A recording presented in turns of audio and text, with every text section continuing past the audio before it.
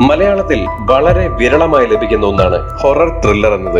എസ്ര, ഭൂതകാലം, രോമാഞ്ചം എന്നിങ്ങനെ വിരലിലെണ്ണാവുന്ന ഹൊറർ ചിത്രങ്ങൾ മാത്രമാണ് കഴിഞ്ഞ 10-15 വർഷത്തിനുള്ളിൽ മോളിവുഡിന് ലഭിച്ചത്. അങ്ങനെ ഇതാ മലയാളത്തിലേക്ക് മറ്റൊരു വ്യത്യസ്തമായ ഹൊറർ ത്രില്ലർ ചിത്രം എത്തിയിരിക്കുകയാണ്, ഫീനിക്സ്. ചിത്രത്തിനെ ഒരു ഹൊറർ ത്രില്ലർ എന്നതിലുപരി ഒരു horror thriller plus romantic drama എന്ന് വിശേഷിപ്പിക്കുന്നതായിരിക്കും നല്ലത്.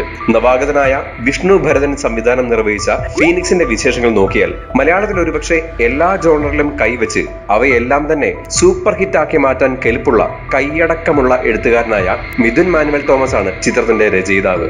അതുതന്നെയായിരുന്നു ചിത്രത്തിന്റെ ആദ്യ ആകർഷണവും. ഗരുഡൻ മികച്ച റിവ്യൂവുമായി വിജയക്കുതിപ്പ് നടത്തുന്നതിനിടയിൽ മിഥുന്റെ എഴുത്തിൽ വന്ന ഒരു ചിത്രമായതുകൊണ്ട് തന്നെ ഏറെ പ്രതീക്ഷയോടെയാണ് ഫീനിക്സിന് ടിക്കറ്റ് എടുത്തത്. ചിത്രത്തിലേക്ക് നോക്കിയാൽ അഡ്വക്കേറ്റ് ജോണും കുടുംബവും ഒരു പുതിയ വീട് തേടി നടക്കുകയാണ്. പൊതുവെ ഒരു പ്രത്യേക സ്വഭാവക്കാരനായ ജോൺ അധിക കാലമൊന്നും ഒരു വീട്ടിൽ താമസിക്കാറുമില്ല. അങ്ങനെ തപ്പി അവസാനം താരതമ്യേന ഒരു പുതിയ വീട് തന്നെ ജോണിനും കുടുംബത്തിനും കിട്ടുന്നു. ജോണും ഫാമിലിയും അങ്ങോട്ടേക്ക് താമസം മാറുന്നു. അങ്ങോട്ടേക്ക് അഡ്രസ് തെറ്റി ഒരു കത്ത് ലഭിക്കുകയാണ്.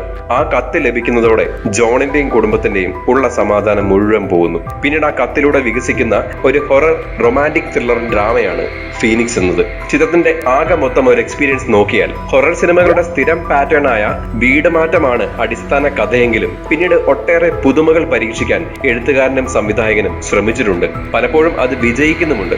ആദ്യ പകുതി വളരെ എൻഗേജിംഗ് ആയിട്ടുള്ള രീതിയിൽ തന്നെയാണ് മുമ്പോട്ട് പോകുന്നത്. ഇന്റർവെല്ലിൽ വളരെ മികച്ച രീതിയിലുള്ള ഒരു ഇന്റർവെൽ പഞ്ചും കൊടുത്തിട്ടുണ്ട്. സൗണ്ട് ഡിസൈനിങ്, ടെക്നിക്കൽ വശങ്ങളെല്ലാം തന്നെ മികച്ചു നിൽക്കുന്നുണ്ട്. അതേപോലെ തന്നെ ചിത്രത്തിലെ കേന്ദ്ര കഥാപാത്രനെ അവതരിപ്പിച്ച അജു വർഗീസ്, ചന്തുനാഥ്, അഭിരാമി ബോസ്, അനൂപ് മേനോൻ, ഭഗത് മാനുവൽ എന്നിവരുടെ പെർഫോമൻസും ഒക്കെ ഒരു ആവറേജിന് മുകളിൽ തന്നെയാണ് നിൽക്കുന്നത്. ചിത്രത്തിന്റെ കളറിങ്ങും മേക്കിംഗ്, ക്ലൈമാക്സ് ഉൾപ്പെടെയുള്ള രംഗങ്ങളിലെ ചില ഷോട്ട്സ് ഒക്കെ ഗംഭീരമെന്നും പറയാം. എങ്കിലും ആദ്യ പകുതി അവസാനിച്ച് രണ്ടാം പകുതി തുടങ്ങി ചിത്രത്തിന് ഒരു മികച്ച രീതിയിലുള്ള ഒരു ഫ്ലാഷ് ബാക്ക് കഥയിലേക്ക് എത്തുന്നുണ്ട്.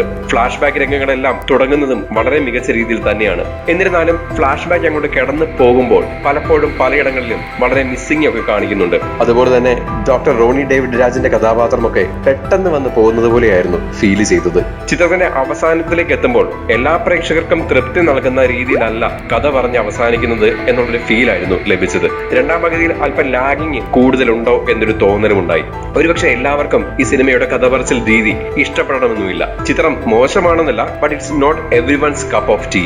അതുകൊണ്ട് തന്നെ ഒരു വലിയൊരു ഹൊറർ അനുഭവം നൽകുന്ന ഒരു എക്സ്ട്രാ ഓർഡിനറി ഹൊറർ ചിത്രമാണോ ഫീനിക്സ് എന്ന് ചോദിച്ചാൽ അത് കണ്ടു തന്നെ മനസ്സിലാക്കുക.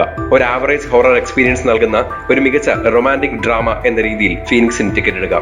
തൊട്ടടുത്ത തിയേറ്ററുകളിൽ പ്രദർശനം തുടരുന്നു. ഫീനിക്സ് എന്ന ചിത്രം നിങ്ങൾ കണ്ടെങ്കിൽ നിങ്ങളുടെ അഭിപ്രായങ്ങൾ ഈ വീഡിയോയ്ക്ക് താഴെ കമന്റായി രേഖപ്പെടുത്തൂ. ഒപ്പം കൂടുതൽ സിനിമാ വിശേഷങ്ങൾക്കും മറ്റ് സിനിമാ റിവ്യൂസിനുമായി ഇപ്പോൾ തന്നെ സബ്സ്ക്രൈബ് ചെയ്യൂ മൂവി ടാസ്ക്സ്.